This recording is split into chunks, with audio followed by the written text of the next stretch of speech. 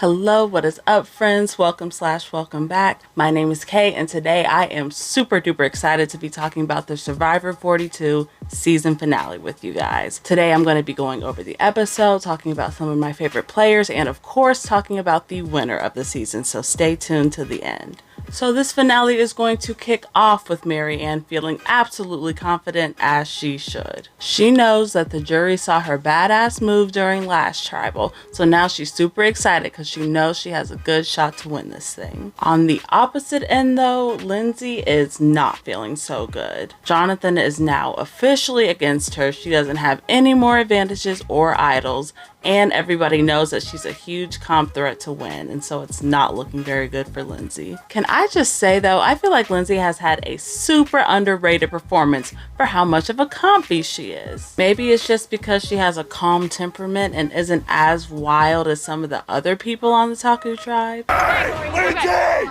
Straight ahead! There you go! Let's go! Yeah, girl! But the girl is talented, I will give her that. We then get to the first immunity challenge where we're going to see Mike emerge as our winner. First of all, yay! Go Mike. I was not expecting him to do good at that puzzle, not gonna lie. With Mike being safe, he has to make a very important decision on who he's going to use his extra immunity idol on. Lindsay is not feeling confident at all, and we're gonna see her start to guilt trip Mike hard into using the idol on her. But as we see, that plan unfortunately fails. When we get to tribal council just before the votes, we see that Mike is going to stand up and he decides to use his immunity idol to save Maryanne. He really didn't need to save Maryanne with the idol because one, she had one for herself, and because two, she didn't even get any votes anyway. Still though, this was a pretty big flex for Maryanne and ends up being a losing move for Mike.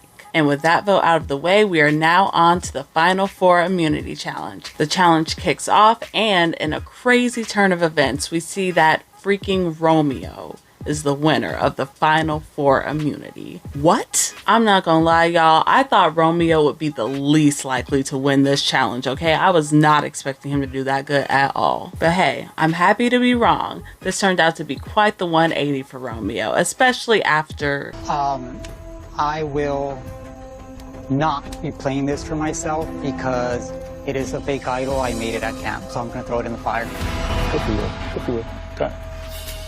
Now Romeo has a really tough choice to make in who to bring with him to the finals. As we see, Romeo eventually chooses to save Maryanne and bring her with him to the final tribal council. In the earlier episodes, Maryanne really seemed to be the only player to really keep Romeo in the loop on stuff and fill him in and actually work with him, so it's really nice to see this paying off for her in the end. This is then gonna leave Jonathan and Mike to battle it out together in the fire making competition. The competition is kind of slow to start off, but as we see in the end, Mike emerges victorious. Side note, shout out to Jonathan and Lindsay. This whole season, I've been incredibly entertained watching these two battle it out for Comp Beast of the season, and I thought it was fitting yet ironic how they both got out kind of around the same time in the game. I know they really gave the classic Comp Beast edit to Jonathan, but I think Lindsay was really under-edited and deserves an honorable mention as well. Anyway, with those two now out of the game, we are down to everyone's favorite part of the finale, the final tribal council. Okay, so first let's talk about Mike. Mike really spoke a lot to his honesty and integrity during his questioning. But along with that, he really didn't own up to some of the more shiesty stuff that he did in the game, so he didn't really gain too much respect with the jury that way. Look, I always say that in games like this, it is totally okay to be the villain. I personally love a good villain. It's okay to backstab, it's okay to lie, as long as you own up to it in the end. At least that's what I think. Mike failed to do that a little bit, and I think that's what's going to end up costing him the game. Now on to Romeo. He spoke a lot about self-preservation and about how he had to play the game from the bottom. In my opinion, Romeo actually did a pretty good job of speaking to his game, but his game was admittedly a pretty lackluster compared to the other players he was up against. I am really happy for Romeo that he was able to win that final challenge for himself, but unfortunately I don't really think there's anything Romeo could have still done at that point to win the game. It was just too late. And then next up is Maryanne. Now her game was also pretty under the radar, and it seemed like some of the players didn't really know what her strategy was like. But the great thing about Maryanne is that she did an absolutely extraordinary job of explaining herself and her game. She was pretty much an open book throughout the whole questioning process, and it seemed like she answered all the questions to a T. I was especially impressed with how she explained her Omar move. She explained to everyone how getting rid of Omar pretty much guaranteed her a final spot, and she even spoke up to Jonathan when he tried to take some of that credit away from her. We then get to the final votes, and when the final votes are read, to pretty much nobody's surprise at that point, Maryanne is crowned our new winner of Survivor 42.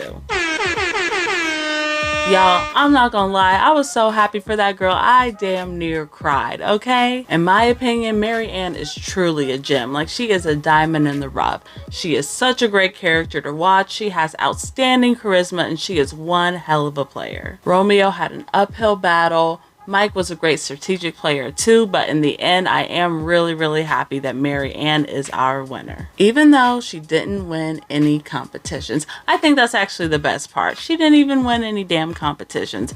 That's how you know you did a good job. So of course, I'm interested to know, what did you all think of Maryanne as our winner? Do you think she did a good job, or would you rather have been someone else instead? Let me know in the comments below. I personally really adored this season, and I would just rank it pretty highly overall. I also especially loved coming on here and talking about this wonderful season with you all, so thank you so much for being here with me on this journey. Be sure to subscribe if you have not already, so I can see you again in the future. I hope you all enjoyed watching this season as much as I have. Until next time, peace.